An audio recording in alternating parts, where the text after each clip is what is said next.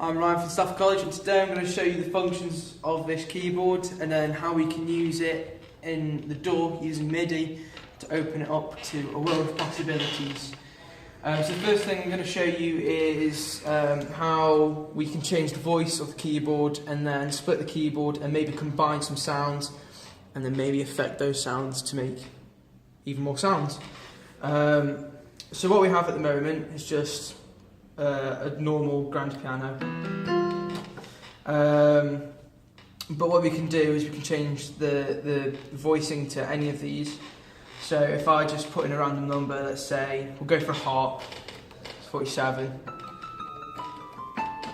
It's a harp sound. One of the good things about this particular keyboard is the fact that we can split the keys, so we can have one section do one voice of instrument and then have another section do another.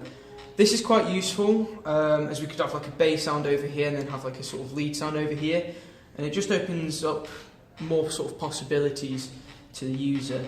The way that we do this is really simple. On the orchestration little panel here, if we click the left one button, it opens this part of this section of the keyboard to be like an upright bass sound. And what we can do is just play this part as the upright bass and this part as the harp. We can also change the upright bass sound to whatever we want. Make sure that you've got the edit on there. Press voice select, this will change. And then we could put it onto maybe a picked bass rather than an upright one. So that's like a picked, muted sound electronic bass. Another thing that we can do is we also have another two banks of voices that we can tap into quite easily without having to change any of this. By pressing the right button, we change our sound from harp over to a 52, which is a synth sitar, or synth strings even, just by quickly doing that. We can also do it at the left one, so instead of being a plucked bass sound, it's some sort of electric piano. Another thing that we can do after that is if we press both the buttons at the same time, so we can combine the sounds.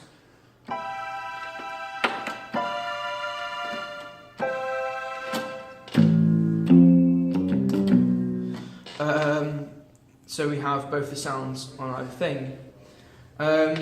So we can also change where the split point is on the keyboard. So at the moment the split point is there. So as you can hear, it changes the sound. The way that we do this is we click the split point button in the over control, and the multiply will go over to that number. And then using this, we can tell the keyboard where the split point is. So if I put it down to, I don't know, 41, instead of being over here like it was, or over here like it was, it's now just down here. So that's split points. We can also affect the voices on here quite simply, nothing too drastic, but we can pan it, turn up and down octaves, affect the volume of them, and yeah. So the way that we do that is if I say that I want my pad sound, which is that one, and I want it to be an octave down, if I click the octave button and push it down one,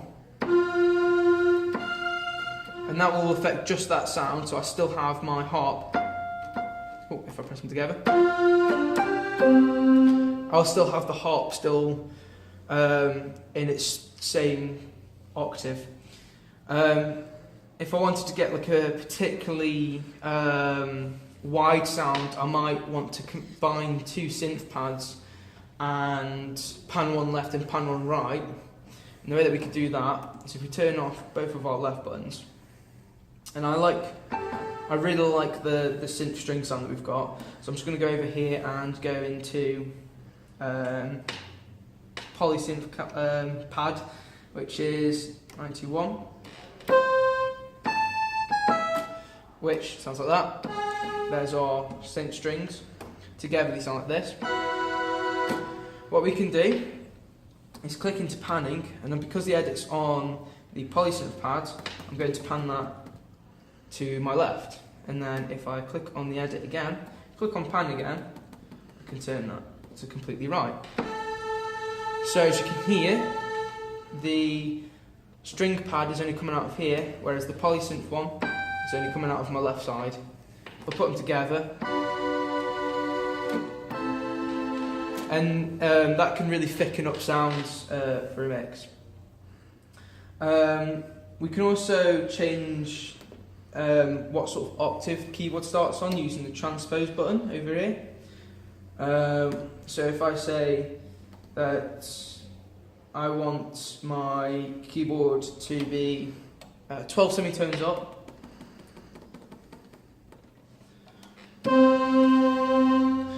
that will be 12 semitones up from what that C is supposed to be, and I'll just show you. And tuning is a much more finer, going by sense rather than actual tones. It's a much more subtle tuning. So that's it for all the voices and stuff like that. Next we're going to go into the auto accompaniment, and we can do a load of things with auto accompaniment. So if I play down here, we've got the same sort of pad sound, but if I connect it with a chord, it plays the root note that you've selected, it puts a bass underneath it. Mode 2 is the same, but instead of playing on the root note that you've chosen, it plays on the last note that you've selected, which is that one. Single finger chord is single finger chord.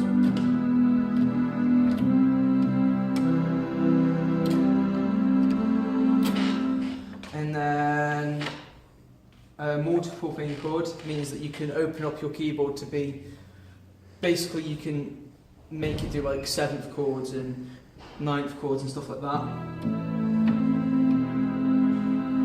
And you can do really cool stuff with that. And then full basically just gets rid of all the accompaniment down there. And then allows the full keyboard to be played again. Let me just pan this back into the centre. So that's all that sort of thing. I'm going to show you an accompaniment now. I like the sound of rap, so I'm going to select the style select and then go for 15. And that turns the beat from disco soul into a sort of rap beat. And I'm going to put my finger in my accompaniment onto single finger chords, because that's what I like. And it will just play along.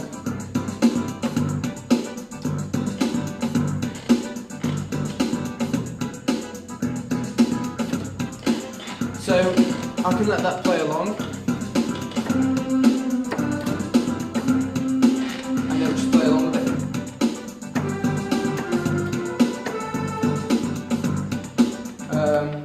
There's other things that we can do with the accompaniment, like for instance over on this sort of like transport bar here, we can do fills into things. We can choose an intro, so if you select the intro button,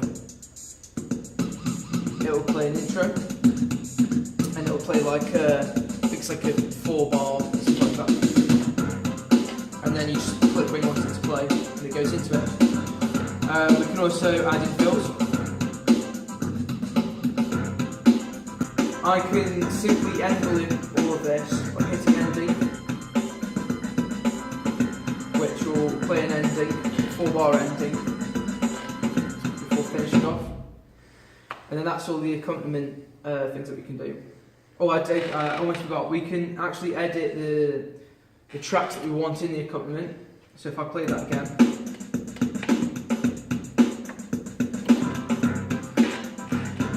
using the track, we can select what we want to play through. So say I only wanted the rhythm, that sort of loop going on. Got that sort of more electronic loop going on. Go off just the bass. Some sort of electronic piano, clav sort of thing. I don't think it has a pad chord. And if we go into B, we have that weird sort of whining, them sort of saxes, and there's our pad chord. So we can totally customise this. And that way you can sort of build up into a bit more of a song rather than just playing along to a backing track. So that's pretty much everything that we can do within the keyboard. I'm now going to connect the keyboard up to the computer using MIDI cables and show you what we can do using MIDI in there. Alright, so now that I've showed you the functions of the keyboard, I'm going to show you how we can expand the functions through MIDI on the computer using the DAW. So to do this, we need to use a MIDI cable, and we're going to take the MIDI output of the keyboard, put it into the MIDI input of the design interface. As you can see, we've got little labels there. We put our cable into MIDI out, and then if we look over into the back of the design interface, we've got the MIDI in there. And we just take that, plug it in. Basically, that will allow us to use the keyboard as a MIDI instrument. Okay, so now that we've opened Logic and created a new project, we're going to open a software instrument. And we're just going to turn down the volume on the keyboard. Basically, when we play the keys on the keyboard, we should get a MIDI input here. And as you can see, when I press the C key, I get C. If I press the D key, I get a D. Now, if we were to press record on the software instrument, we should be able to get a sound coming out. So as you can hear, we've got some sort of Wurlitzer electronic type piano,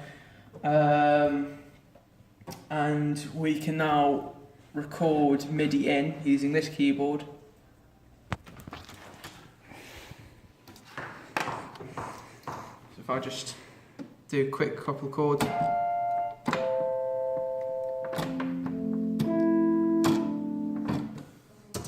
And as you can see here, we've got our different MIDI notes going on.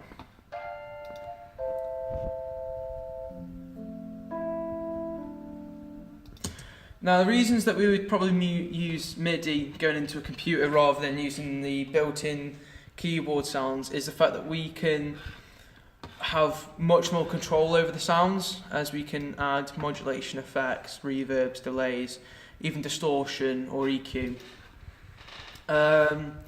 We simply cannot do that within here. We also got a range of different sounds from pianos.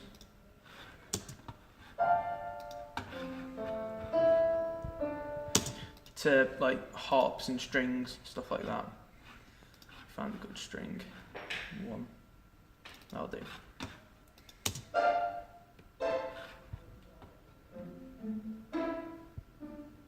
Something else that we can do using this keyboard is we can utilise the pitch bend function, and it will record MIDI into Logic, and it will print the MIDI and the pitch bend functions onto tracks. I'm just going to demonstrate this now with an analog pad sound within Logic. If I just hit a C,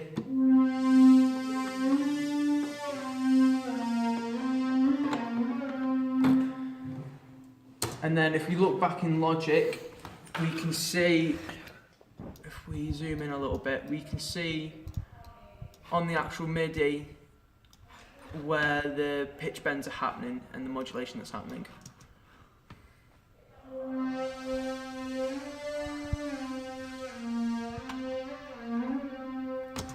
And we can also play that back. We can also edit the pitch bend function if you're not totally happy with it, by going into that little drop down menu there, going pitch bend, and we can edit that now. So I'm not like totally happy with that. and I might have wanted that to go a bit, I might just want it to be a little bit more interesting. And if we play it back from when the MIDI note starts.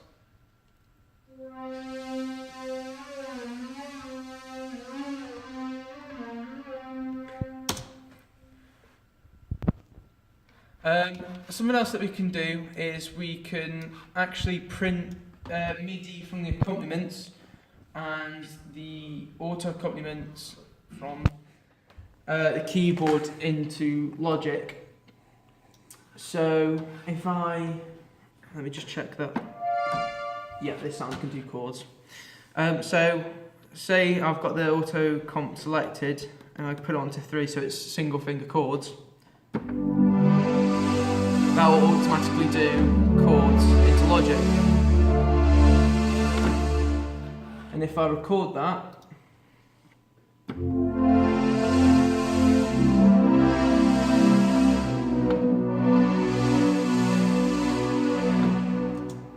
now if we look back into Logic, we can see the little X's happen. That's where we've pressed a new key for the chords, and all the new chords are printed in. I can play that back as well.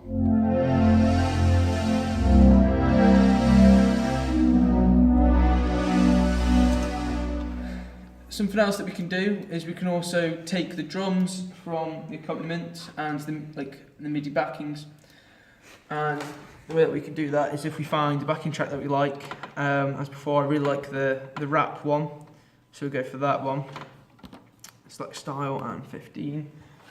Now if I just go new, create a new software instrument, that's going to be a drum kit. We've got the drums back. And then if I take all of these off from the accompaniment and maybe take the second rhythm off, if I press play, we can hear the accompaniment playing through on Logic.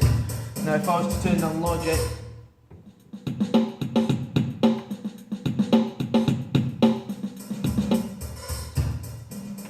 let's try the other rhythm.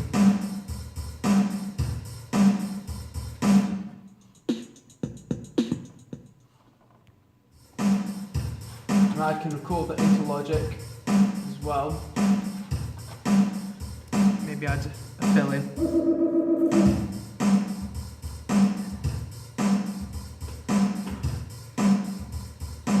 Now if I stop that and we go back into Logic, as you can see, it's recorded all of the notes in here, and I can change all them around if I wanted to. So I didn't really like the fact that they sounded a bit crap. So if I select the MIDI note, I can just push them up.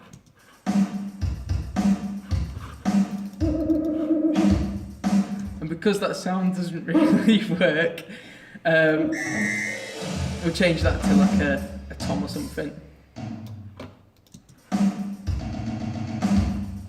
We can record the melodies from the accompaniment and put them into Logic as well. So if I was to just play the accompaniment without any of the rhythm, it sounds like that through the keyboard. But if I was to press the record on the track in Logic, Logic is basically using the MIDI that's getting put out from the accompaniment and you playing the piano with it. That sounds a little bit more clean, so I'll just record some of that.